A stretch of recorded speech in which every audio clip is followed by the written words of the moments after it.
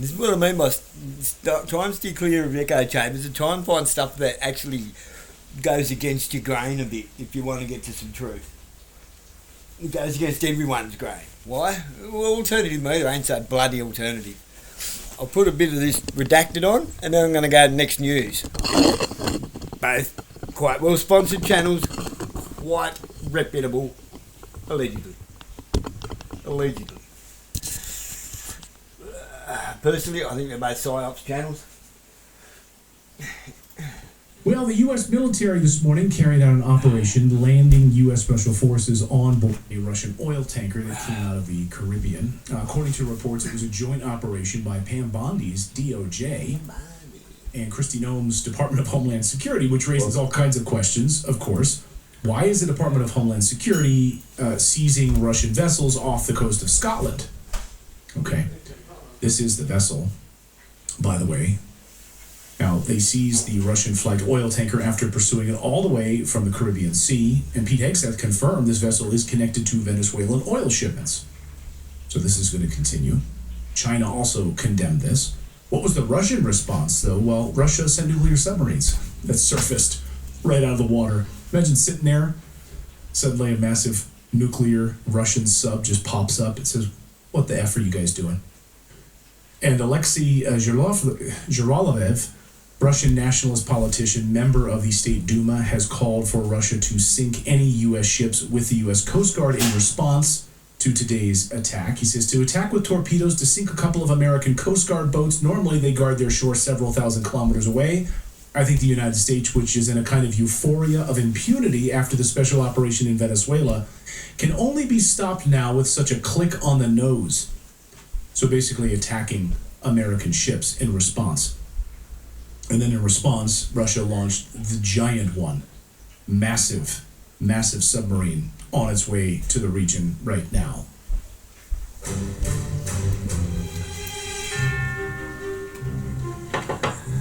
What is it? Shut up.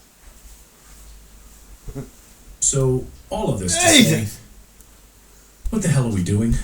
Colonel Dan Davis, host of the Deep Dive with Dan Davis, is joining us now. He's been kind enough to hang out with us while we had some technical issues here. Colonel, great to see you. I just want to get your analysis on all of this. Great to see you and Happy New Year. Thanks, same to you. Always a pleasure to be here. Thanks for having me back. This situation here, interestingly enough, you put that comment there from the member of the Duma. The government at the federal level or at the national level in Moscow is a lot more restrained from this, and so far from some of the Telegram channels that I'm following from some pretty high-ranking folks anyway publicly, is that they want to downplay this and they don't want anything to cause any kind of an actual break or a rupture, especially between Putin and Trump. I think that they're not happy with a lot of things that are going on, but what they see the Europeans doing, I think they're saying, hey, let's just kind of try to keep this thing in tow so that we can at least keep good relations with the United States. I really think that one of the reasons they're downplaying it is because they want to create more of a rift between the United States and Europe, which is already pretty big with this whole Greenland deal and what we're doing in Venezuela. We're doing a good job on our own of help keeping that separated, but I think Putin's going to say, if your enemy's doing something bad, don't stop him. We'll see how it plays out, but hopefully this one won't get any worse.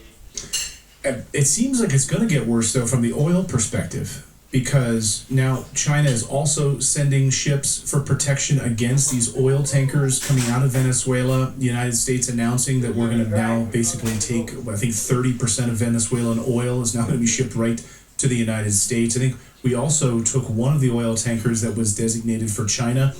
Are they just going to, I know Colonel McGregor said, there's not going to be a war.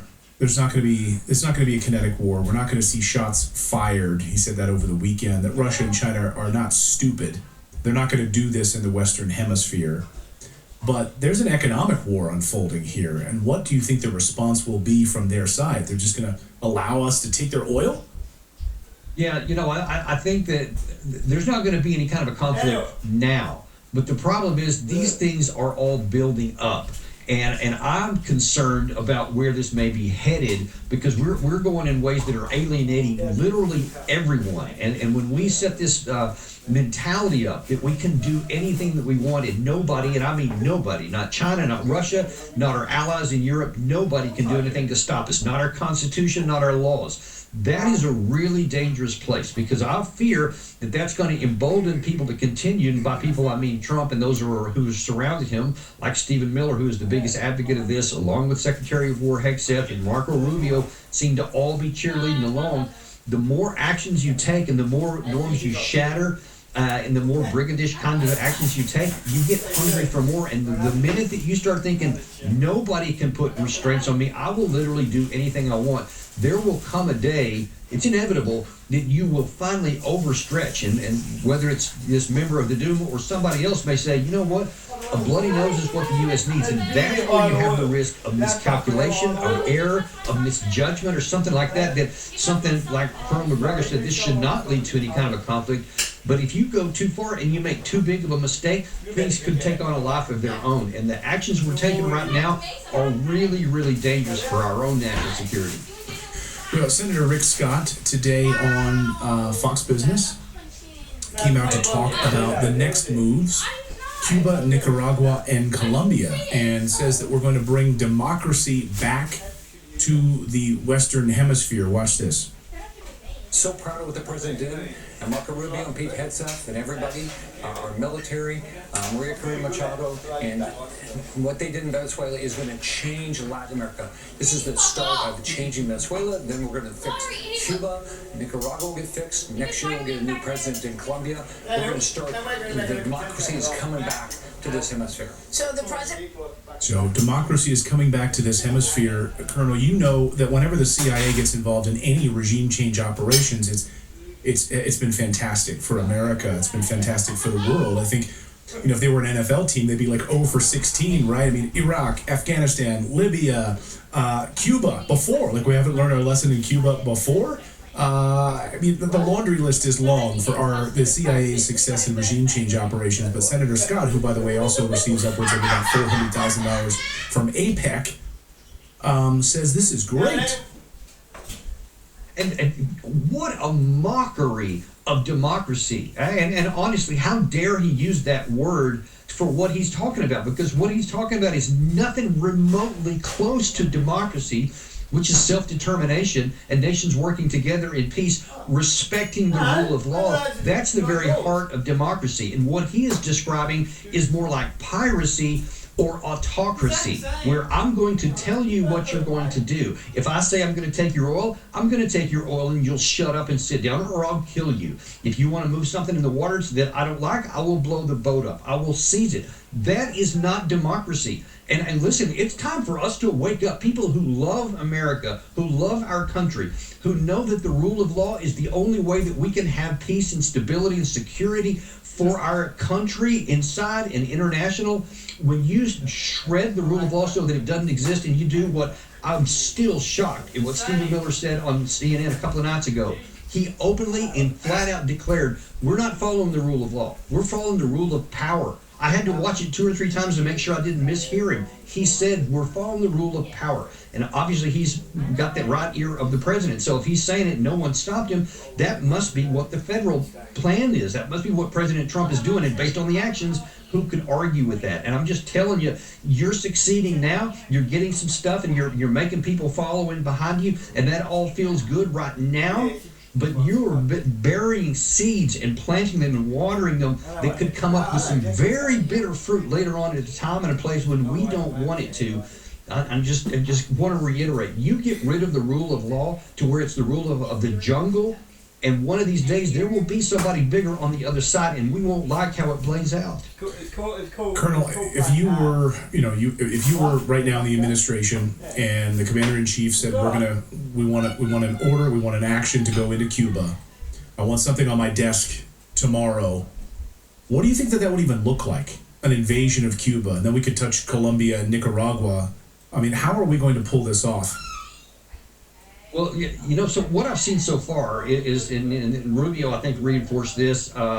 Lindsey Graham, who's the biggest cheerleader for all of this. He loves to go on military operations and kill people everywhere. He wants to lead. Actually, he doesn't just want to lead with military. He wants to exclusively use military and reject any kind of diplomacy, because that means give and take, and he only wants to take. But even he has said, we will probably use economic coercion to take care of Cuba. And look, why in the world are we so obsessed with little tiny Cuba? I've been there. I went on a Christian operation, or not operation, mission with some people from a local church that were helping some other local churches inside Cuba in 2015 or 16, I think it was. And I'm telling you, they are so poor, almost as poor as what I saw in Afghanistan when I was there. I mean, they can barely put food on the table. They can barely keep the lights on. They are a threat to no one. And we had Victoria Coates on recently saying that, yes, they're a threat to America and we have to take care of it. No, they're a threat to no one. This is just some people's obsession, probably led with Marco Rubio, who just want to destroy Cuba because it's there. They don't like the government there. Oh, it's a communist government, right? Well, spoiler alert here. We do business with another communist country. You might have heard of them, China. We have no problem doing business with China, communist China, who has, billions of dollars of trade that we do all the time. They have nuclear weapons. We have no problem with that. But somehow, this tiny little island here, we just want to destroy them. And I'm just telling you, it makes us look like a thug, a bully, that we're going after somebody that's really weak, and we're using the power of the United States just to crush them for no gain other than somebody's lust for destruction. There's no gain to our country. Just be clear on that. We won't be safer. We won't be more economically prosperous. It may help some individual rich people who may want to go and exploit Cuba on the aftermath if they succeed and completely wipe out the government or it collapses. Like I said yesterday, it's more like an international version of the Weinsteins, You pay us for protection. Who from? From us, silly. Give us money or we're going to trash the joint. But I won't do it. It'll be somebody else.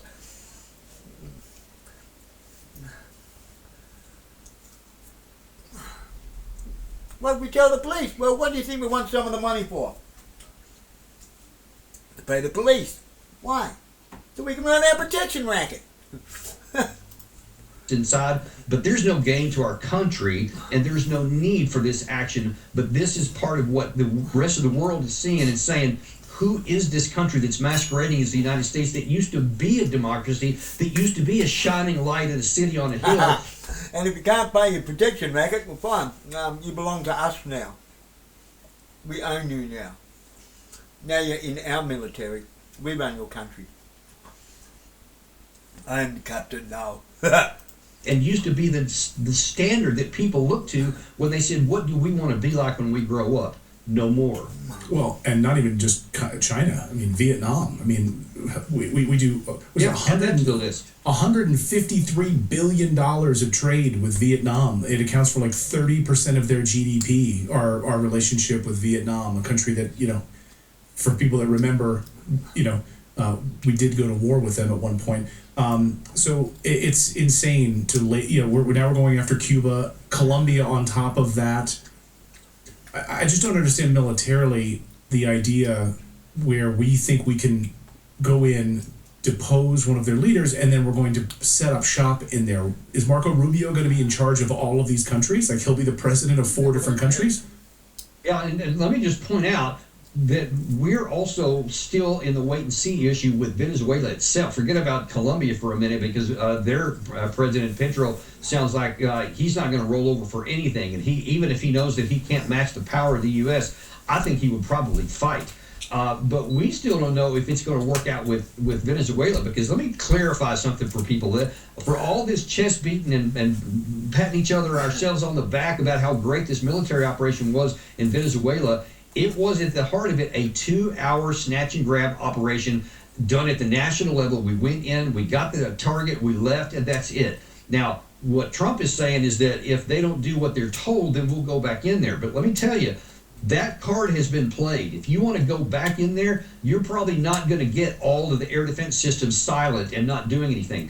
I mean, these helicopters alone, all these helicopters you saw in those videos, if they had been firing even Stinger missiles, most or all of those would have been shot down. I mean, they're subject to even ground fire, so there wasn't much of even of that. But if they said, you know what, we're not going to just roll over and literally let you take over our country at no cost and no return, if they decide that they're going to call our bluff and say, okay, you know what, do it, come back in if you want to, then we have a big problem, Clayton. I'm telling you, 18,000 people that are in there. You can launch a bunch of missiles. You can fire missiles from those ships, and those planes can blow up a bunch of stuff. But unless you send somebody on the ground to go in there and take control, if it's contested, and we don't have the troops for that, then you're not going to control anything. And if we start having casualties, if they start firing some missiles at some of our ships, if even one of them gets through, all of a sudden we're going to be in a world of hurt, and we're going to be put into the position, do we now send thousands of troops in there to actually have an engagement, or do we back down? Because I'm telling you that 15,000 people is not enough to take care of a country. The only way that works is if they self lay down and say, well, I don't want to take the missiles, so we're going to do nothing. But if our bluff gets called, we're going to be in trouble. And forget about Colombia. We don't have enough troops for it to even think about militarily taking that over. Right now, they're counting on the threat and to keep everybody in line. But if anybody starts challenging us, it could get ugly. Well, and we also heard that no one was hurt. Everything was fine. No Americans died. Everything was good. Now we're learning that that's not the case at all, that American special forces were, in fact, injured. Some of them gravely, apparently. We're getting more details about that. So this wasn't just like a little fun, recess with 4-year-olds hanging out on the merry-go-round. A lot of people died, and a lot of people died on the Venezuelan side, actually. So that sort of Mockingbird media initial reports about everything was fine, it was all hunky-dory, and they just swooped in, and Maduro was happy to get on a ship is not the...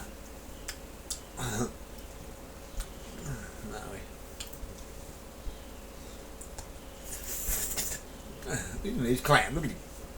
He's like a fucking koala, fucking just blowing his top.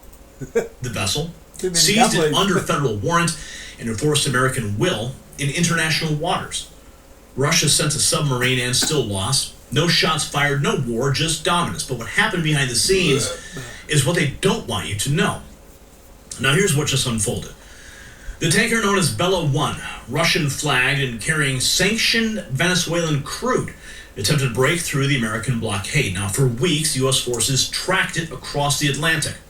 Russia responded by dispatching naval assets, including a submarine, to shadow and protect it. It failed. U.S. European Command announced the seizure between Iceland and the United Kingdom, executed pursuant to a federal court warrant. The Coast Guard cutter Monroe tracked it.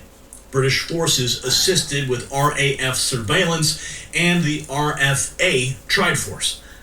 This was Allied coordination at the highest level and a live-fire test of global will. Russia blinked, and the United States won without firing a shot. Defense Secretary Pete Hegseth made it clear that the seizures will continue. The blockade of sanctioned Venezuelan oil remains in full effect. Now, this is not a one-off. This is systematic. The dismantling of the dark fleet that has propped up the Maduro regime for years. Now, when you watch American naval power outmaneuver a Russian submarine in real time, when you see global power tested and the United States win, you realize how fast the world can change. And that is why being prepared matters now more than ever. My Patriot Supply has a 3-month emergency food kit that could save your family. Rich. Venezuelan intern authorities now understand the brutal truth. Without U.S. cooperation, their economy collapses, and so they agreed. 30 to 50 million barrels of sanctioned crude will be turned over to the United States, refined with American shale and injected into U.S. markets. What does that mean? Well, it means lower gas prices. It means American jobs. It means energy dominance. Meanwhile, explosive revelations are surfacing, tying the Chavez-Maduro regime to funding destabilization inside America itself. The Heritage Foundation exposed that Hugo Chavez provided money to start street protest movements right here. And Maduro may soon be facing... Okay, look.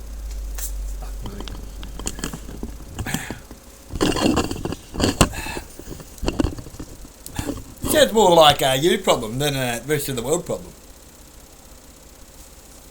Sorry to say, not sorry at all. If you've got a problem in your house, that's your problem in your house.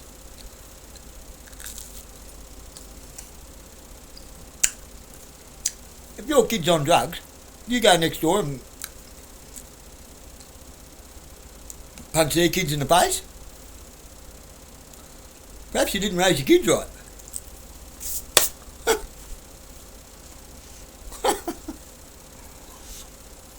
Just saying.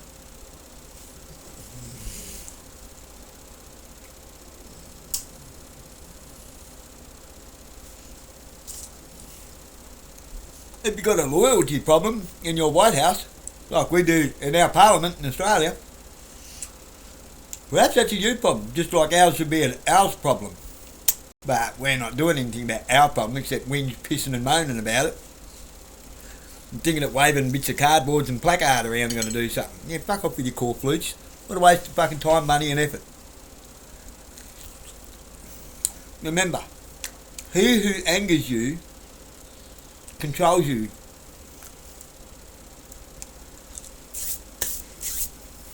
You're manipulated by your emotions.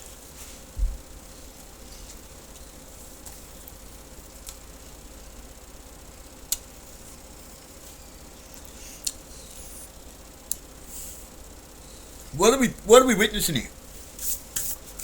Because it's not in Australia, I'm hoping this is enough to make you wake yourselves up. I know I'm eating crunchy things with no teeth. I've got a couple.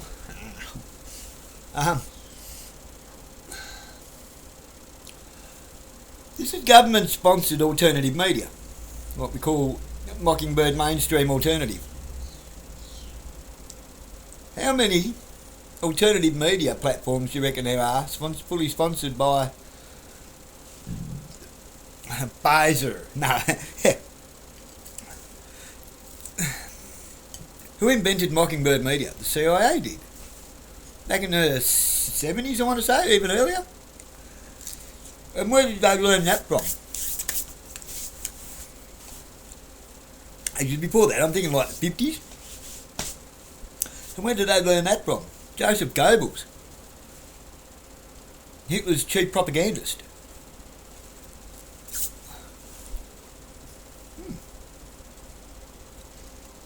They got that from the Nazis. The nasties. Just like we did with Operation Matchbox. Not to mention all the Nazis that went to Argentina. I mean, shiploads. Where some say Hitler ended up after escaping to Antarctica first, one of his secret bases under the ice.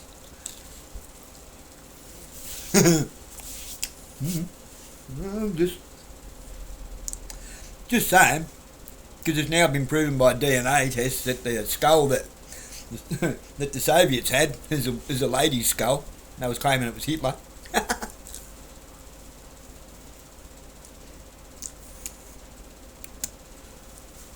I think it might have been one of his handmaids, his servants. That's another story. What you're watching here is the alternative media platform's version of Sky News versus ABC News. Great Britain News, GB News, versus the BBC. Now, GB News is Murdoch Media, just like Sky Media is. Same thing. Same platform. Same as Fox and Friends.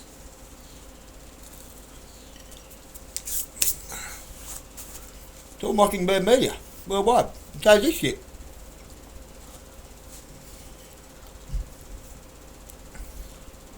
Now what would you say if I told you that Maduro and Venezuela was all in on it? Not the people, just their clandestine undercover little government grubs. You know, the deep state of the deep swamp that the ogre's taken back off the fairy tale creatures.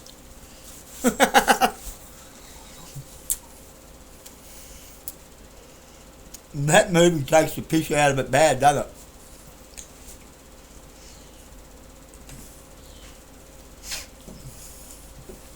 All these so-called underground wars about with the black hats and the white hats fighting against fucking alien human hybrids.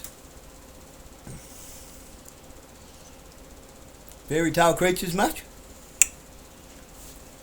I think somebody wrote that trying to tell us something. Just like the movie Cars with Lightning McQueen in it. With the old Model A Ford.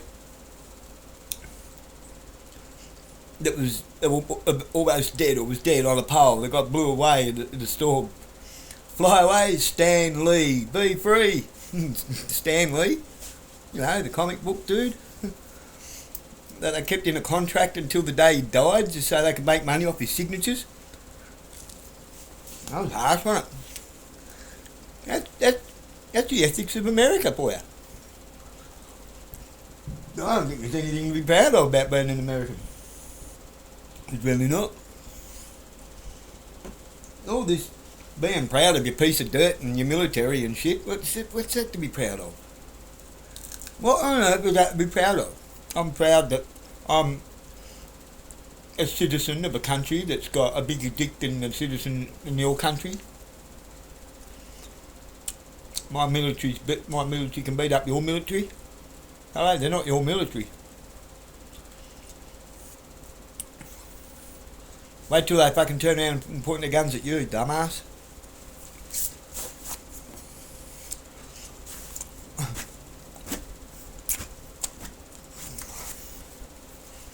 And then you realise fucking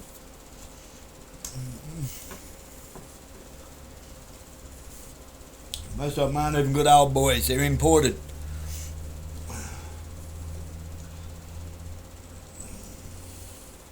That's where I don't get along with TJ, with Bear's ethics. His other ethics, oh man. Everything he does for the kids and with Refuge Medical and Grindstone Ministries, Caleb House, all that, hats off. Just don't agree with his sentiments on, you know. First off, you have to believe some of the narrative to go along with the narrative, and I don't believe it. There's no way you could G me up to go into another country over a couple of buildings with questionable facts around it hitting the ground with all the terrorist passports just happened to survive the fucking fire that melted steel beams. Yeah, sorry. I'm not even going to entertain that BS. Why? I know a little something about race fuels and aviation gasoline, methanol, nitromethane, nitrous oxide. I've been messing around with race cars and stuff half my life, so yeah.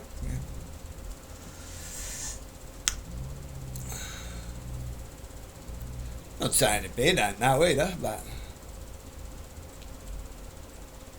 I think being patriotic to a country, or being patriotic to an ideal that lies to you all the time, like a government that tells you lies all the time, that's not something. I'm not patriotic to Australia. I'm patriotic to the people in my community. Big difference, massive difference.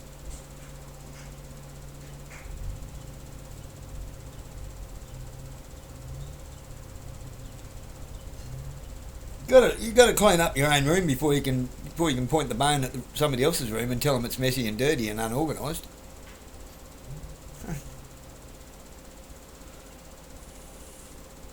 Same goes with your backyard, with your community, with your neighbourhood, with your town, with your city, with your state, with your country. Before you tell somebody else a mess of their country, have a look at your own. Oh no, ours is a fucking mess. It's no better.